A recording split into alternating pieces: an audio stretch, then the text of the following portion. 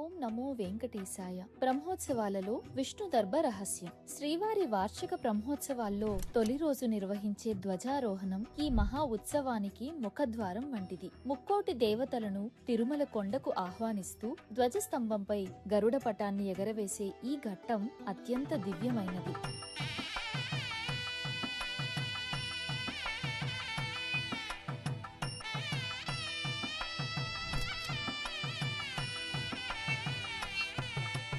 ఈ ధ్వజారోహణ సమయంలో ఉపయోగించే విష్ణు దర్భకు వైదిక కర్మల్లో ఎంతో విశిష్టమైన ప్రాధాన్యం ఉంది. ప్రతి సంవత్సరం టీటీడీ అటవీ శాఖ సిబ్బంది ఏర్పేడు మండలంలోని చెల్లూరు గ్రామం నుంచి అత్యంత పవిత్రమైన ఈ విష్ణు దర్భను సేకరించి తిరుమలకు తీసుకొస్తారు. అనంతరం వారం రోజుల పాటు లేత ఎండలో ఎండబెట్టి అత్యంత భక్తి శ్రద్ధలతో ఉత్సవానికి సిద్ధం చేస్తారు. వేద సంప్రదాయం ప్రకారం దర్భకు ప్రతికూల శక్తులను నివారించే దివ్య శక్తి ఉందని విశ్వసిస్తారు. 9 రోజుల పాటు జరిగే ఈ మహా ఉత్సవానికి ఎలాంటి ఆటంకాలు కలగకుండా ఈ దర్భను ధ్వజస్తంభానికి చుట్టి ఒక దివ్య రక్షణ కవచంలా ఏర్పాటు చేస్తారు. ధ్వజారోహణ సమయంలో అర్చకులు పఠించే శక్తివంతమైన వేద మంత్రాల ధ్వనిని, ఆ దైవిక తరంగాలను ఈ దర్భ సులభంగా గ్రహిస్తుందని విశ్వాసం. దీని ద్వారా ఆ మంత్రశక్తి ధ్వజస్తంభానికి, తద్వారా సమస్త విశ్వానికి ప్రసరిస్తుంది. మన ఆధ్యాత్మికతను, హిందూ సంస్కృతి వైభవాన్ని ప్రతిబింబించే